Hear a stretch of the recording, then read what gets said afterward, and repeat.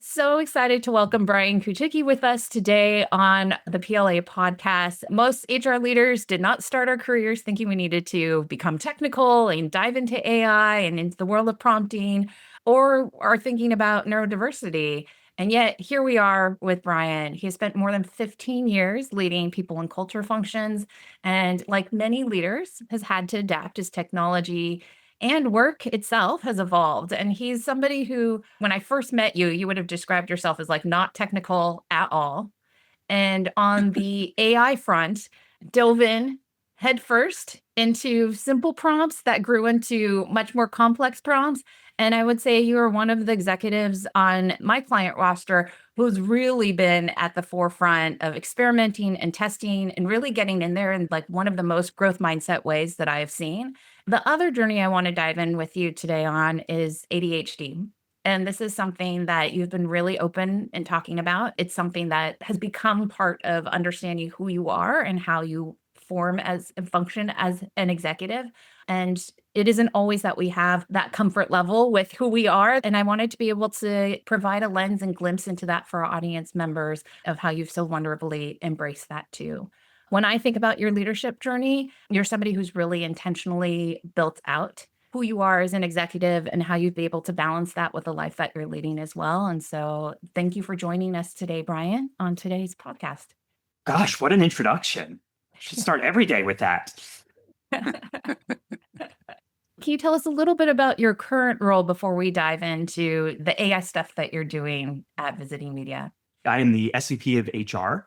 We call it People and Culture. Lead a team, a small but mighty team of two others. And we are a software company that specializes in having hotels sell their space. So that could be guest rooms, banquet space, meeting rooms, even just their lobby, etc. We provide not only the capture, so the ability to take drone fly-throughs and 360s and still photography, as well as a platform then that allows you to house all of that and get it to clients easier. So we want to make sure that you don't have to have somebody on site for them to experience your venue. So we're mostly hotels. We do other things. We do have a few arenas. We do have a few theme parks, a few nursing homes actually as well. So again, if you have space that you need to sell it, that's where we come in and we try to make that easier for the salespeople to sell their space. One thing that wasn't in some of the questions that we brainstormed up front, but I think is worth touching on is your small but mighty team was a very intentional decision to hire folks who were more at a director level rather than having maybe even a slightly larger team and more junior team. Can you walk through how you thought about that trade-off? And this was actually funny because it was pre really the explosion of AI in our workplace. I decided that I would rather have two very strong senior folks, one who comes from the talent acquisition background, so has recruited for big and small SaaS companies, startup up to publicly traded 700-800 recs sometimes, it feels like at a time for him. And then a HR generalist, if you will, on the engagement side, on the benefits, on the compliance side. And I made that distinct choice and shared with them, like, we are going to also have to do the things that we would normally have an HR coordinator do, right? We're going to have to be at 50,000 feet and then all the way down to ground level. But I think with that, I'd rather have two extremely strong, talented folks than maybe one and two coordinators, or even just a team of maybe coordinators trying to understand their disciplines. So having some experience allows us to move much faster. So it still gets annoying when we have to fill out, government paperwork that is still back in the old days of paper and pen, but we are able to balance that with being much more strategic, much more forward thinking, and being able to really think about how are we going to improve the employee experience from interview to onboarding to, while they're here with us in a much more detailed and experienced level, as opposed to having people who can do the not so fun stuff of HR, the compliance, but not have maybe that breadth of experience and knowledge to bring to the team. Yeah. And one thing I've noticed is it's really allowed you to step up yourself as you've moved into more executive level management of being able to rely on those folks to take on more and more so that you can do more at the C-suite level. Yeah. 100%. It's allowed me to know that things as not small, but as easy as an employee engagement survey is going to get launched. But then the second part of that is the data analysis and the review of it and putting it together in a PowerPoint, getting it in front of the CEO. I don't have to do that either because the person who's also launching it has experience doing that. So now I can be at the elevated spot and be focused much more on the growth of the company, our strategy, and much more viewed as a business partner to my fellow executives, as opposed to somebody who's also putting together survey data and processing payroll. It allows us to play at a higher level. The flip side of that also, or another positive of it, is it gives me the opportunity to have people that I can bounce ideas off of. It's lonely at the top. Everybody always wants that next promotion, and then you're finally at the top of the department and you're like, you're the only one. It stops with you. Having two really strong number twos allows me to come back to them and say, I'm thinking this, or we're thinking about doing this as an executive team. And they are able to poke holes, argue, debate. We have some really spirited conversations. And it's the type of culture on the team I wanted to create is like, let's argue about it because we have to make sure we know where all the pitfalls are, where all the holes are. So then when we bring it to the employee base, they're ready to go. So that allows us to really focus much more on debating, arguing, challenging each other to be better at a higher level, which has been fantastic. And then AI has helped us so much. I don't know if we want to jump in there right away, but Yeah, for let's sure. do because your CEO, Yasha, I remember when I first caught up with him about visiting media, I'd worked with him at his prior company. He was one of the very AI forward executives where he was playing with all of this tooling in the very early days. And so there was a bit of this role modeling that you had going on in the organization of seeing Yasha doing things. But tell us more about your AI journey. Yes, I think to say Yasha is an early adopter is an understatement. It's whatever is even earlier than an early adopter of a technology. It has been in the beginning very scary and has now become something that is a lot of fun and a lot of different ways to look at problems. So it started watching Yasha do these things and being like, oh no, I have no idea what he's even saying. What's a token? What's an AI agent? What is this? What is that? For the longest time, I was using ChatGPT, like probably a lot of people. Edit this email, write me an email to Susan and tell her that, we are hiring her, or helping it with a little bit of research, right? What state requires PTO payout, and just having it do that initial search for you. And what made it so extraordinary was you're staring at the top of this mountain, or you're staring at this very tall mountain, and he is at the summit already. But instead of trying to tell you, come on, get up here, he was encouraging you just to take the first step. And I think it made it safe to play. And all of a sudden, listening to him talk and sitting in on meetings and feeling overwhelmed, all of a sudden things started to click. And seeing him, put out something was like, oh, maybe we can do something like that. So one of the first really big things we did, it goes back to what we were talking about earlier, is we have very senior folks. We were constantly answering these same messages on Slack. What holidays do we celebrate? How do I enroll in benefits? Who does our 401k? How do I request PTO? All of these things that live in our intranet, which we call the lobby as hotel terminology, but was still being constantly asked questions. So after doing some AI tooling with, building small websites and, using it to do maybe daily email blasts, I sat down and I worked with Claude and Claude Code and built an AI agent Slack bot. We preloaded it with, to start, over 200 questions, our org chart, all the information that we think could come from any questions that employees have. And we launched it. And now an employee emails the people assistant, asks their question, and they get an answer.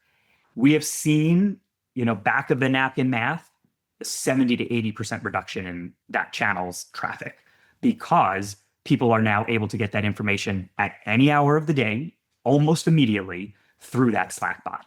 And the first time it started working and we realized it was firing on all cylinders, it was this sense of such achievement that was not so much great, we could rest now on our laurels. We did something big. It was like, okay, now what? Now what can we do? What's next? Where are we going? And what's also been exciting about this is watching my team. Maybe I'm behind Yasha by a few months. My team is now behind me a few months and catching up. So just the other day, one of my team members, one of her responsibilities is when we are exiting somebody from the company is populating the severance agreement, putting together all the talking points, putting together the calculations, etc. She put all of that on a website that she just enters the person's name, automatically pulls all the data about that person.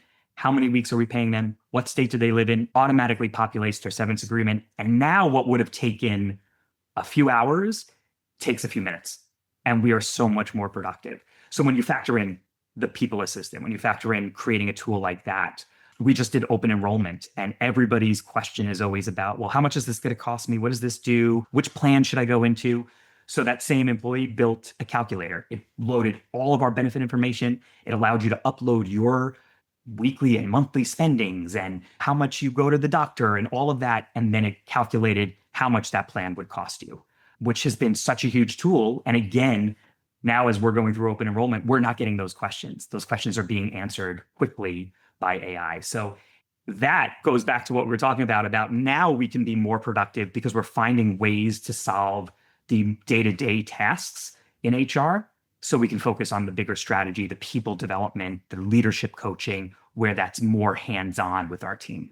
I love all these examples. And I know when you were talking about this in our coaching sessions over this course of the last couple of years, and I think that's what's so amazing to me is like now people are hearing, yeah, Slackbot, like, what's the big deal? It's like, no, Brian was doing this when Claude Code was like, nobody was talking about Claude Code at that moment in time in our space, and you were playing with it. And the thing that I loved, you said in one of our sessions was, I sometimes have no idea what I'm doing, but then I'll have a question about it. And I just ask Claude, and then it's spitting out all of this code and doing stuff. And I'm not quite sure what's happening, but then I just ask it the next question that comes into my head.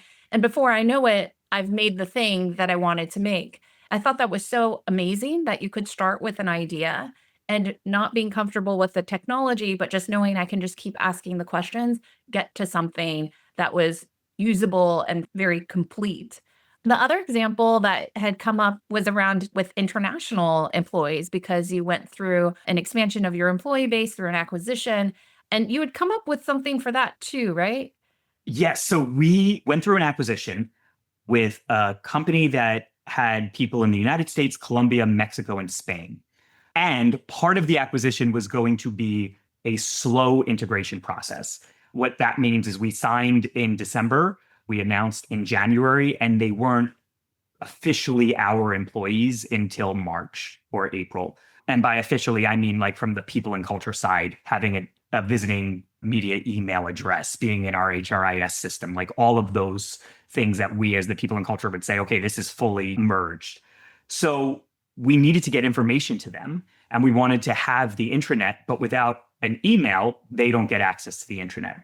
I said, well, great, we could just have Claude build us a website that will be accessed by our international employees and allow them to get all the information that they need. And we would keep it live and updated. When there was action items needed, we'd be able to list to like, what do I need to do? And it would give detailed instructions. So how to sign up for your email when we got it going, how to, get into Slack, all of those things.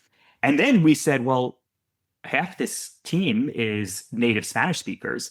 So we had Claude translate it all for us in Spanish. And there was a toggle at the top where, you could select English and Spanish and it would just move it to the language automatically. And what that allowed us to do was be able to make sure we were communicating effectively and quickly with everybody.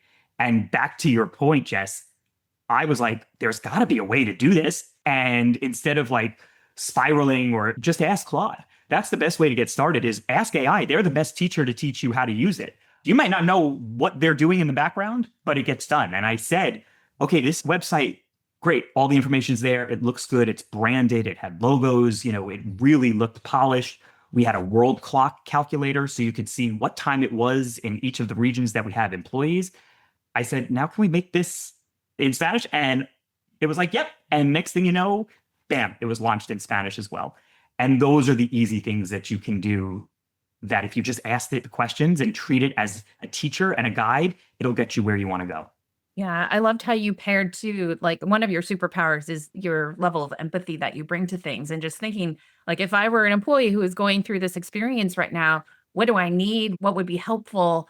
And thinking about like, okay, the clock, the translation, all of these different pieces to help smooth it out. And then being able to say, oh, hey, AI, can you take this to that next level to put it into a really easily accessible form?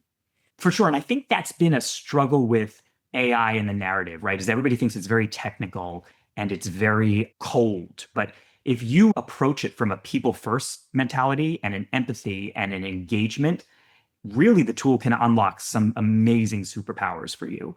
Another example is like we used a software to, do performance reviews, but it didn't have a 9 box function. And we really wanted to just do a 9 box across all of our managers. I built it within 7 minutes. We had a website with logins for each of the managers with their employees, and it was built.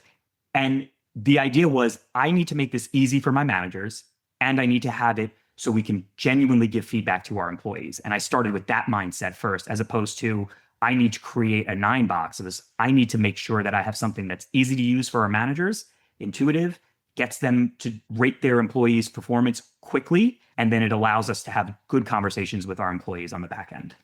I just want to ask one more question on this thread because we're giving all the like really cool, hey, here's how it worked well versions of AI. The reputation for AI slop is not without some, truth under it. But can you talk about like these moments where you felt like, oh my gosh, am I just getting garbage back? Or is it like worth the time that I'm putting into it and what you've learned out of that? The one that comes up, and it was my first real experience with AI slop. I had a one on one with our CEO. He explained what he wants to do with an executive offsite. Fantastic. I took our AI meeting notebot, got the notes, fed it into AI, had it put me together a 3-day training session. From there I took that and I had it build me a slide deck, and then I had it build something else, and it was AIing atop of AI, atop of AI, atop of AI. And then I went to meet with our COO. He and I were hosting the 3 days. And I said, okay, here's what I've got. In the moment, it sounds great. It's working. Yeah, this makes sense. And then when I took the step back and I was presenting it to him, I was like, this is garbage, like just utter garbage, right? It was a buzzword alphabet soup, of just all of these things. It didn't make sense. It wasn't us. It had no personality. And it was one of these aha moments where it's like, how I use AI is it is my assistant. And I would never just take a piece of paper from my assistant and hand it right to the entire company, right? Without reviewing it, working with it on them, giving them feedback. Hey, I actually like to use this turn of phrase. Or when we present to the all hands, we like to use this slide deck, right? It is another employee on your team, and you have to treat it like that. It's not the silver bullet that solves all your problems and makes your life so much easier. So I literally took the whole thing and threw it away. I said, we have to start from scratch. I'm so sorry I'm wasting your time. Give me a day or two. And what I did was I had a stream of conscious that I turned on an audio recorder and just talked about everything I wanted to do and why we were getting the executives together. From there, I had AI create me an outline, and I stopped there and I edited that outline. And then from there, once I was in a comfortable place, then I had it build a by session breakdown. Stop, edit it. So as you would an employee that's your first time going through any type of, big project, you don't just tell them, here it is, see you when it's done. You're checking in with them and ensuring alignment. And then by the end, we were at a spot where I was like, yes, this is exactly what we're going to spend all of this money getting all of the executives together to do, to be productive. And it really allowed us to have some really thorough, engaging questions, dialogues, debate. But it was that AI slop that started the whole process. And we call each other out on it now. When we see somebody who sends a report in that's AI slop, it is one of our values that we agreed on as an executive team that we will send it back and say, this seems sloppy. I don't want to read it. And we are encouraging people to edit it down because AI can give you a lot of information and a lot of it is redundant. It's like a lawyer that charges by word, I think sometimes. So you've got to get it down and down and down and down to get to that distilled message. Brian, these examples are just so powerful and really appreciate you bringing the exact use cases That's something that we've been doing with alumni of the PLA program. I think we've run 3 or 4 show and tells within the alumni group where we do screen shares and we don't just talk conceptually, we show what was the prompt and what came out of it. And that helps add more depth to the idea of just experiment, just be curious. And that helps kind of offset the Pac-Man nature of these AI tools that want to just eat up the tokens while they, push out more words and more content and edit themselves and force you to edit the slop, by actually having a better idea in mind of what is it that I'm trying to achieve? What is the use case that we're doing with this? So, thank you so much for sharing these with our audience. So much more learning to do, but great habits, I think, that you're building and encouraging along the way. I'd love to change tracks to one of the areas that Jess foreshadowed in the intro. And this is personal, and we'll see how sensitive it is. She outed you that you have ADHD as an adult and talk about this openly. Here's your opportunity on our podcast. I'll share that my 12-year-old daughter was recently diagnosed with ADHD. We have her on a low-dose medication, and that helps her be more calm and more focused. It seems like everybody's getting this diagnosis. It seems like the percentages are massively high, and I'd love for you to share, if you're willing, how you found out about this diagnosis and how you have integrated that way that your mind works with your work. For sure. Thank you for sharing about your daughter. And it's so great that she was diagnosed young, right? I wasn't diagnosed until 3-ish years ago. So it was as an adult, and well into my career that this came to light. And it started in therapy and just normal weekly therapy where, I was sharing some frustrations, and my therapist was like, I know this is common. You said it, Andrew, about the ADHD, like everybody's now getting it. She's like, I'd love to get you tested. Let's just find out. And sure enough, it was a very clear diagnosis. Part of that test is they interview somebody close to you. So they interviewed my husband. And it was, yes, everything the person was saying, does he walk into a room and forget what he's doing? Does he start doing something and immediately switch to something else? Does he talk about 4 different things at once? And it brought so much clarity. There were things that I would beat myself up on, right? We all have that inner saboteur in our head that tells us we're bad, tells us we're an imposter, tells us we're not good enough. And that voice would speak to me quite often. Why can't you focus? Why can't you get work done? Why can't you sit down and do a to-do list? Why can't you do what you say you're going to do? Whether it's something at work, whether it's something in your relationships, clean the house, clean this, keep it clean, whatever that might be. It's hard, right? And I always just blamed it on myself. A year or so prior to that diagnosis, and Jess, I don't know if I've ever shared this with you as well, but I got also diagnosed with type 2 narcolepsy, which is different from type 1, which is where you just fall asleep anywhere. Type 2 is your body never gets a full REM cycle of sleep. You kind of just stay in that lucid dreaming state. And it presents itself around 15, 16 years old and kind of is there and gets progressively worse and worse. And I finally went to a doctor because I was like, I am doing everything right to get better sleep. I am sleeping 9, 10 hours a night, and I am exhausted during the day. And when I got that diagnosis, coupled then with the ADHD, all of the things that I beat myself up, floundering my first year in college because I couldn't wake up to go to class, and here I thought I was just being lazy, but it's like, no, your body is not getting sleep, not being able to focus, not being able to study, or, oh, I'm going to study and I sit down and then, a shiny object flies by and I'm going to get distracted by that. All of that was that negative self-talk. And once I got that diagnosis, it was like the clouds parted and the sky was sunny. It wasn't excusing that behavior in the sense of saying, oh, well, you can do whatever you want. It's right. Now I know what I need to do. Now I know why this happens.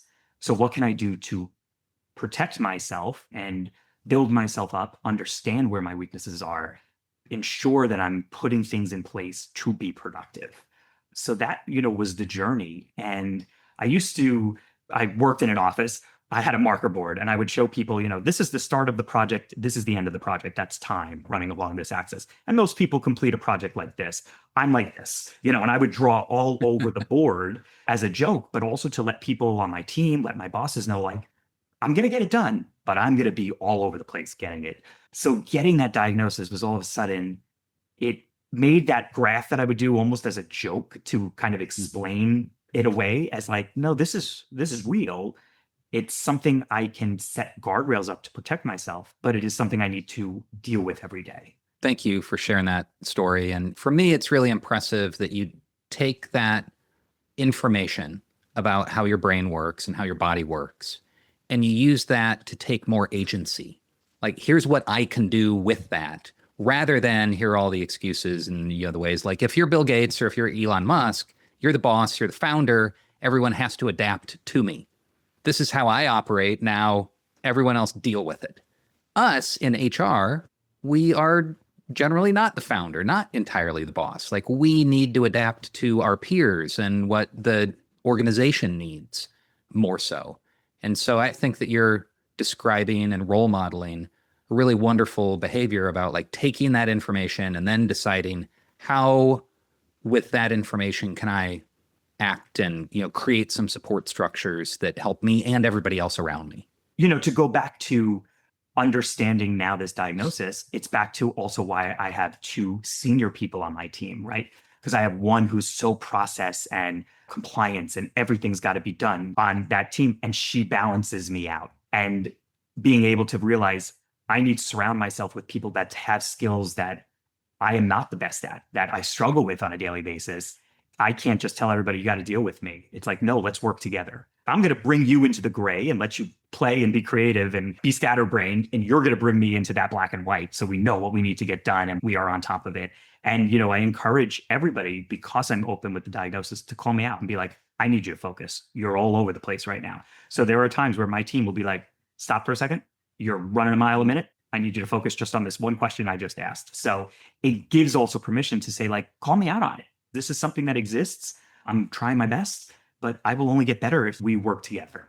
You just gave two great examples, and actually I'll ask for more examples of systems, structures, habits, tools, whatever it is that, for those in the audience that are listening that might have the same diagnosis or might have some of the same behaviors and challenges, like selecting and building a team surrounding you. You have some peaks and you have some gaps, and the team intentionally is structured to help cover the gaps, and giving them permission to call out when some of those ways that your brain and your body works don't work for them.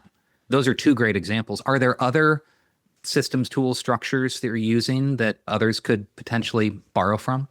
For sure. I think one of the things pre-diagnosis, I was always attracted to a shiny object in the sense of, this is your to-do list to end all to-do list apps, or this is a journal that's going to change your life, right? And I'm like, that's it. That's the answer right there. That's the system I need to be productive again. And it's not, right? I am all over the place, right? I need stuff to help me focus a little bit more, and trying to make something that is already prescribed that I fit into is not going to work, right? It needs to match my needs. So I, did a lot of exploring and everything. And when I got the diagnosis and realized, I've had every to-do list app ever imaginable, I have had every journal that's supposed to make you productive, I realized really what I just need is something where I could put all my thoughts down, and then from there have something tactile that I can hold. So it's by a company called Ugmonk. They make these little to-do cards. So I have a long to-do list, on just literally a Google Doc on my phone that I can access anywhere. And from there, every day I sit down and I write, what do I need to get done today? So that's, again, instead of me trying to fit a system that I think because, it's promising you productivity, it's going to work. It doesn't. You need to do a little trial and error to see what works for you. And sometimes good old-fashioned pen and paper, writing down a to-do list is going to be the best. Another thing that I think is extremely important and related to this is you also need to give yourself grace, and you need to give yourself compassion. You're not going to get everything right the first time. You're going to be successful one day and maybe stumble the next. But getting rid of that self-talk, that negative self-talk, really has allowed me to play with things and to run around and say, okay, this is not working. Let's get rid of all the to-do list apps on your phone. You just have an idea. You need to write it down. That's all you need to do. And I broke it into small bits. So I have an idea, I write it down. And now from there, I spend each morning half hour just going through that list, deleting things that don't make sense, and then adding things to my card. It purposely only has 10 slots. These are the 10 things I need to get done today. And it keeps me focused now. It allows me to move more smoothly through the day. So that's, one example. Another is setting up times to be creative. I think what gets with me and my ADHD is if I feel too boxed in, we'll be doing a project and I will set a time spot where I can sit and be creative on that project. But that is where I shut everything off and I can play and come up with ideas and brainstorm and build and build and build and build. But there's an end time to that because I will always stay in that iteration phase because that's where I love to play because it's the most ambiguous and it's the most, let's be creative and let's just brainstorm and have ideas, which for somebody with ADHD, that's fantastic because there's no action that's needed after that. You're just speaking and coming up with ideas. But having that end time allows me to say, okay, you did that. Now let's focus on how do we make this come to life. So those are two ways internally. But again, I think the biggest one is compassion. It is not out of their control. It's not just willpower, like just you can do it. It is something that you struggle with biologically, and you just have to understand how do you put systems in place to help yourself. I love so many parts of this. This is also personal for me. Andrew, this is so fascinating because we haven't talked about ADHD. One of my kids was also diagnosed in the last few months. And I have a couple of clients who are ADHD as well. And so one of the things that has been sitting with me a lot is many of the things that help folks with this diagnosis are also things that just help everyone, frankly, right? I think we all need a bit more self-compassion that we're trying our best and we can always try again and try something different. But what you talked about of surround yourself with a team or other people who complement you and your strengths. Find people who can hold you accountable and call you out in those moments. Come back to things that are simple. If it feels too complex and too complicated, how do we break it down? How do we bring the simplicity back into that moment? And then I love the part about time boxing. You and I have talked about this quite a bit. We're going to give these pieces, whether it's the creativity or, taking that next step or whatever that next phase of the project is. But how do we set time limits to it? Because we only have so many hours and we all have very, very long to-do lists. But that's incredible. Thank you for sharing so many of these because I think there's so much wisdom in it. And even when you held up the card with the 10 slots and you were like, it only has 10. So whatever's 11 onward, sorry, it ain't happening today. That's exactly the type of prioritization that is happening for successful executives. And for you, it's happening in a very articulated, tactile way that for some people, maybe they hold it in their heads. Maybe it's on a electronic version of it. But the experimentation to find what works for you, I think, is one of the most important pieces of all of that. For sure. And when you have a list of 50, 60 things, that's like staring at the top of the mountain that you're about to climb. But when you have the list of 10, it's much more doable, right? And when you cross it off, you feel much more accomplished, So it's finding those tricks for yourself. I am somebody who likes to make the list and then physically cross it off because that feeling is so good. When I was younger, in college, I would actually make my to-do list and then add things that hadn't been on the list, but I had done just so that I could cross them off. And that's why I think for me, there was never an app or a software that there was no physical of that achievement. There was no dopamine reward as somebody with ADHD, they crave, so it was not helpful. Yeah. When we talk about to-do lists, right now you're in the midst of a very busy time, but at the beginning of the year was an especially busy time where many things were happening. And yet you still had made time for one piece of you that I especially appreciate, which is the theater side of you. You had signed up to perform not only in a community theater production, but in a leading role in this theater production. Can you talk a bit about your love for theater, what this time period was like, and how you managed or didn't manage through that handful of weeks where it was pure craziness, frankly, to be able to throw that in? I have always loved theater. I think anybody looking for an activity for a child, especially with ADHD, who wants to learn how to work together, theater is it, right? Everything's got to come together. Everybody's got a part they play, and it all has to work or it doesn't. So I did theater from age 6 till college. And then when I graduated, I just stopped and I 20 years or so of not doing it. And moving up here, I wanted to make friends. I needed to have, something outside of working from home. And I said, let me dabble my toes in it. And it's been the best thing. I think it's so important for us, especially as leaders, to demonstrate it and, pattern the behavior for our teams, to have something other than work that you're passionate about. It is the fuel that gets us through the day at times, where you might think, oh gosh, that's going to make somebody less productive. If anything, it made me more productive because I was able to get my energy and my passion out in the evening. And then I would come to work excited because, the next day we had a great show or a great rehearsal. And now I'm like ready to go and I got to get things done because I know I have to leave for the theater at a certain time. It allows you to do and feel connected in a different way than work, right? And it's not saying that the connections at work that we create are not real. There's just something different, and it's always good to have those. So I encourage my team. For example, one person on my team, he plays a pickup basketball game middle of the day on Thursday. Yes, please sign off, go play. We got this. That is important to you. That's what you like to do.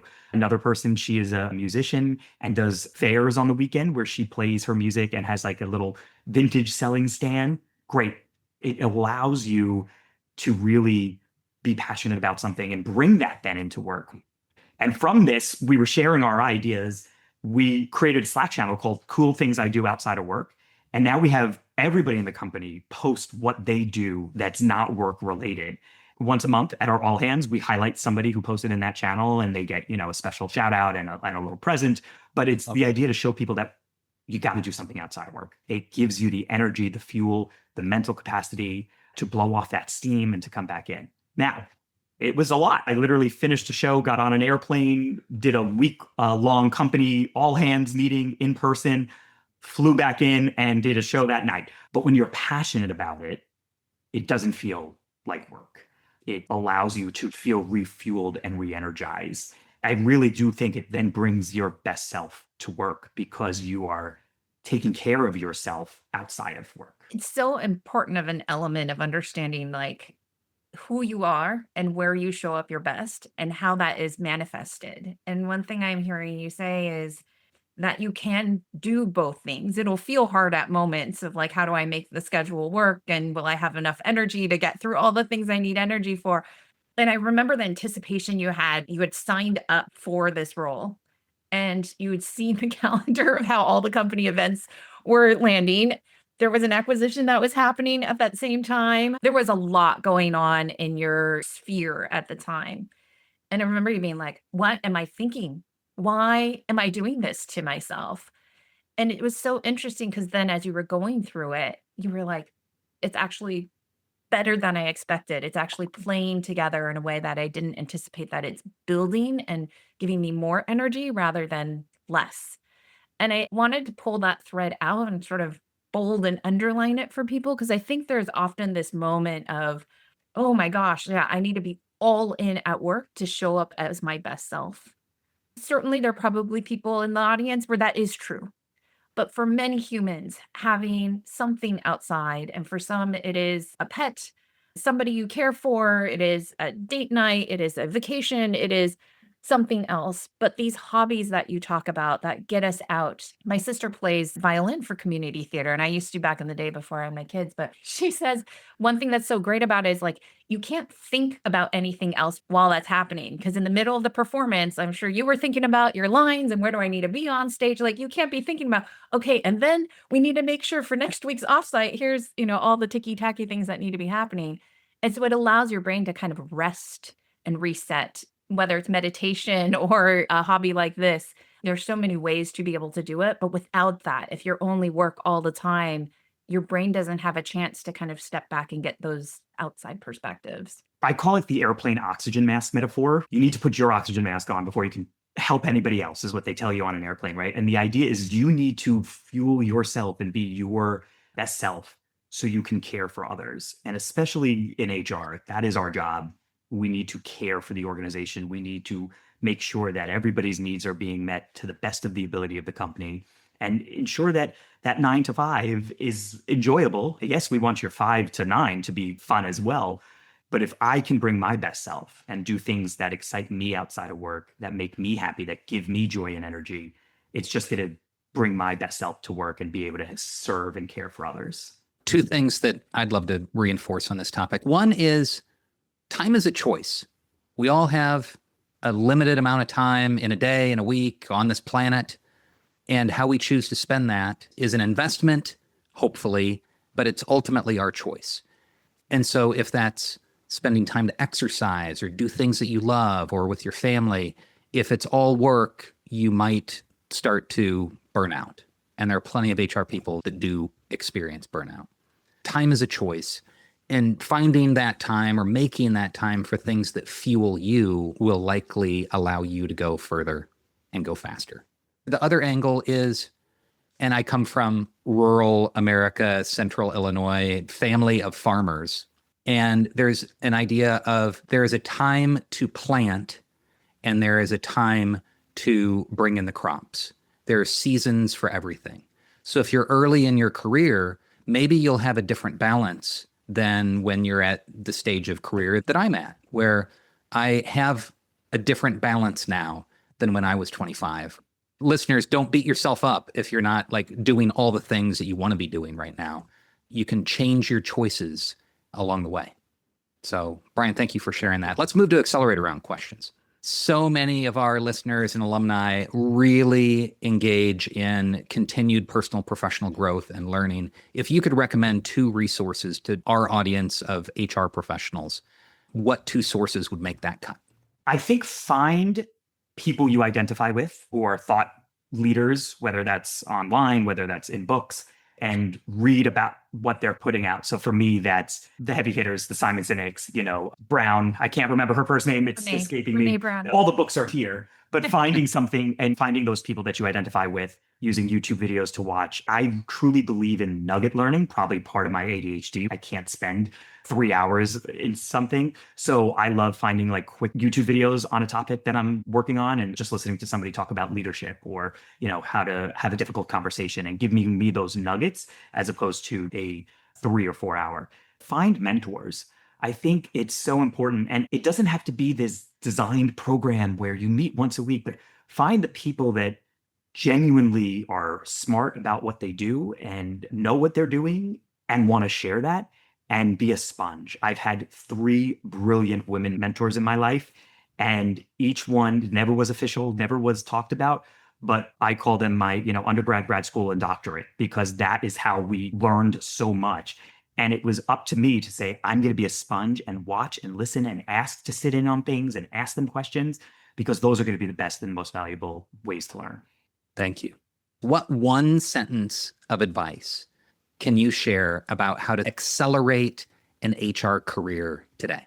Understand the business and bring the people thought process to the table. Understand what your business is, be involved in the numbers, and then be able to speak to the people part of that, because it'll make your voice around the table much stronger when you know the business, and then you can talk about the people and how that is going to work. If you just are talking about the people all the time, or you're just focused on compliance, or you're just focused on we have to do this because we have to do this, it becomes a checkbox as opposed to a true business partner. So really think of HR as the business partner, business and the human partner. Love it. Brian, thank you. It's always wonderful to be able to talk. Thank you so much for all your insights and your candor here today. It's so valuable and so appreciated. Of course, I had a blast. Thank you, both of you.